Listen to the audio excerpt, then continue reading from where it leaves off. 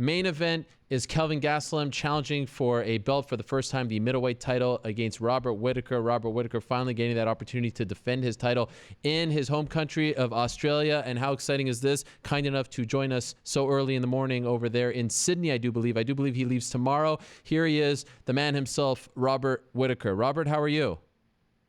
Very good, thank you. Thanks for having me. Oh, it is a pleasure, Robert. Thanks so much for doing this. And am I right? Tomorrow you are going to Melbourne. You're in Sydney right now? Yeah, it's great. Being able to be home for as long as I have been, it's just been unbelievable. And so we all remember what happened leading up to what was supposed to be your first time defending your title in Australia last year, and it was just all kinds of things, bad stuff happening, weird things happening. Are you the superstitious type? Are you the type that was kind of stressed throughout this training camp, hoping that nothing goes wrong? It seems like we've made it okay, but were you kind of freaked out by last year's experience? I think it wasn't just because of last year's experience. I think it's every fighter's experience, to be honest. Like, anything that can go wrong will go wrong. It's just a matter of trying to mitigate that and work around whatever's happening. So how did this camp go? This camp was great. I managed to tick a lot of boxes, hit a lot of skill gaps, and put in a lot of work. Not only in my skill sets and for this fight, but like with a lot of my other projects, with the Gracie program, the Aboriginal Pathway program, and dealing with a lot of that stuff. What programs are you talking about, for those that don't know?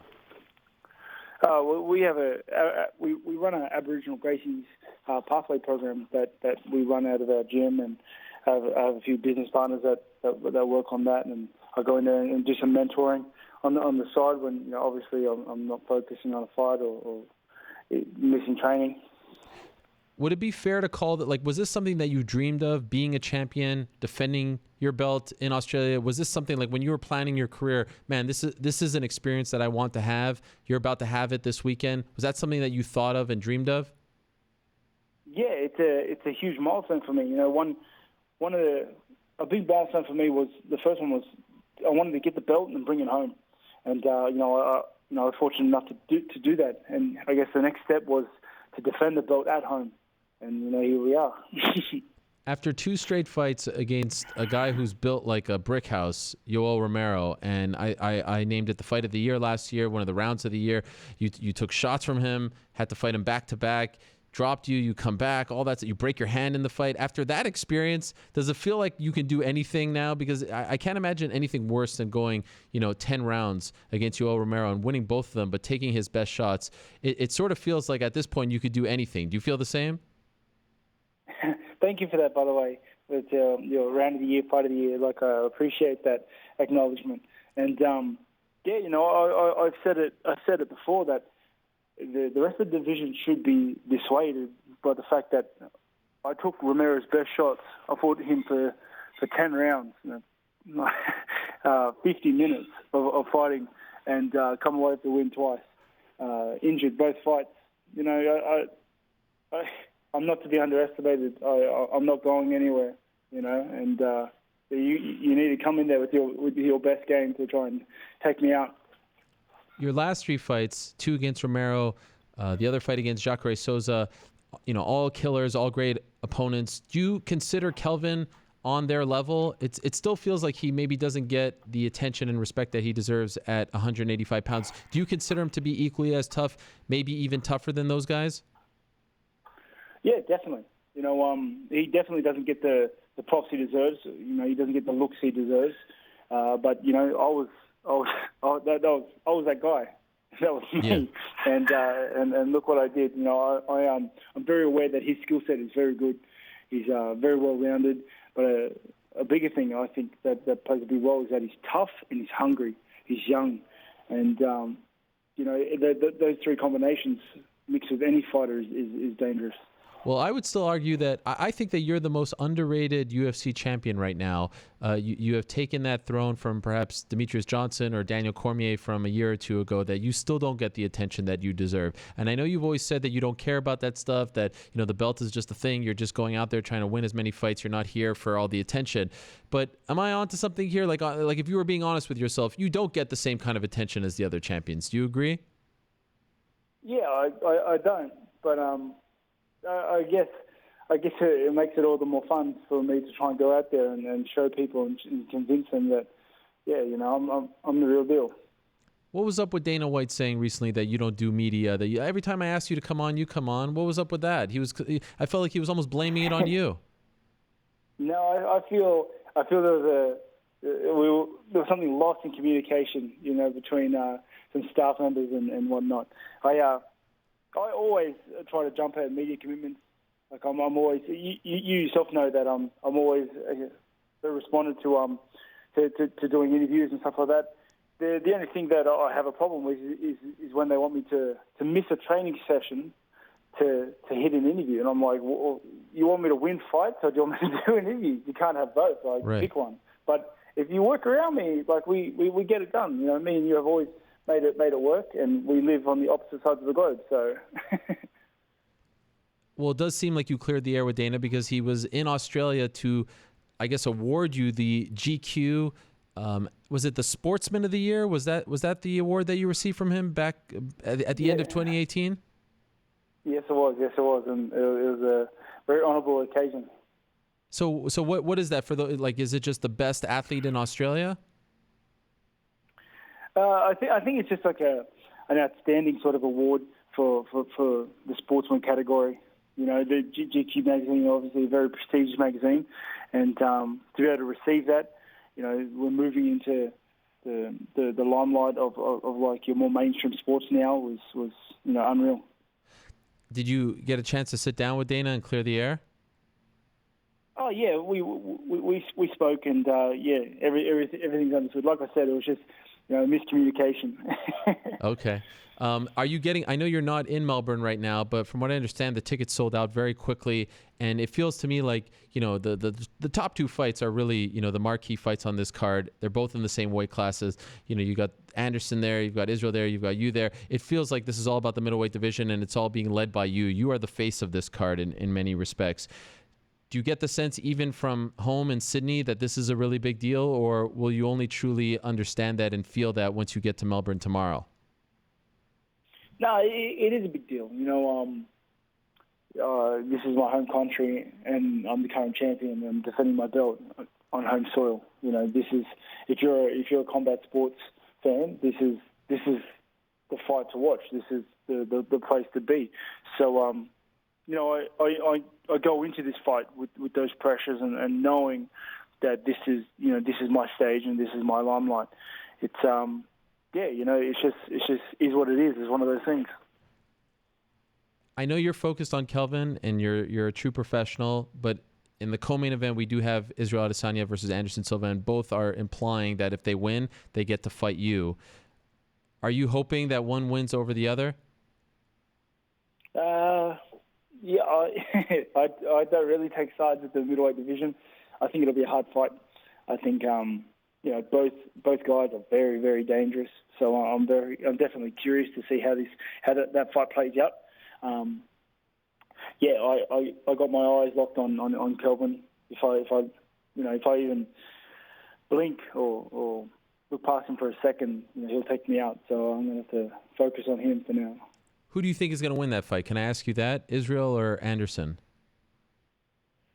It's a tough fight. I think Anderson. I think Israel would have been a hard fight for Anderson in Anderson's heyday. And I think it's safe to say that Anderson's past his heyday at this point. I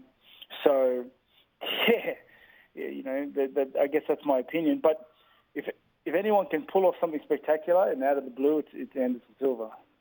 So it feels like, at least from your answer, that you're leaning towards Israel. Is that accurate?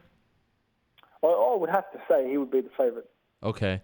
And correct me if I'm wrong, a fight, regardless of who Anderson is and his history and his past as champion, a fight between you and Israel in Australia or even in New Zealand, but I would imagine it would be in Australia because you're the champion, would be a bigger fight than you versus Anderson. Is that accurate?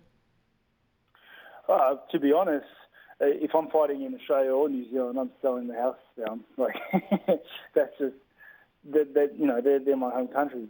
That's just how it is. The beauty of this situation, you remind me a lot of George St. Pierre in the sense that George didn't talk a lot, no trash talk, no theatrics, yet put him as champion in Canada.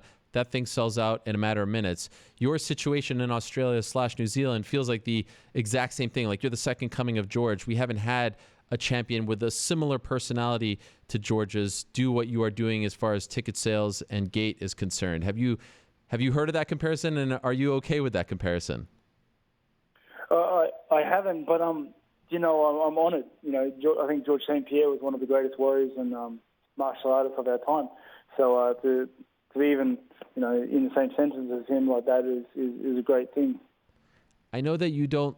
In the past, you've said that you didn't love the Bobby Knuckles nickname, moniker, but now I see that you're selling T-shirts with the nickname Bobby Knuckles on it. So what's going on over here? Oh, mate, it's one of those things that if you can't beat them, join them. Yes. In fact, according to your Instagram, all the shirts sold out. Yeah, they did. You know, it was one of those things. Like, as soon as you say you don't like something, yes, or you don't want to be called something, everybody starts calling you it. So I never really wanted to oppose the name, but I didn't want to jump on board either. But yeah, it seems to be my official second nickname now. So why not? Well, it seems like the fans are trying to tell you something here, and they want you to go with it. What are the chances when Bruce Buffer says your name on Saturday/Sunday that he actually calls you Robert Bobby Knuckles Whittaker? Zero. Come on. You sold out T-shirts. It's one of the it's one of those official, unofficial shirts, nicknames. You do realize if you would have sold T-shirts that said the Grim Reaper, they're not selling out as fast. Yeah, nowhere near. Right. I think you should. But maybe this approach of not embracing it, if you will, is actually working out and making it even more popular. So what do I know? How are things at home? Is that your kids in the background over there? Yeah, I'm trying to. I've been trying to hide from them, but they're good. They're as crazy as 3 under 3 can be. Are they coming to the fight? No, they are not. They are. So I'm looking forward to Wednesday when I know my wife is, for that matter, when we go to Melbourne to get to work. Okay, so you're keeping them home. You won't even bring them on the trip. It's strictly a business trip. Yeah. There's no time. It's a time and a place for me to be selfish, for me to focus. It's the time that I drive to the office, and I have to distance myself from that sort of stuff.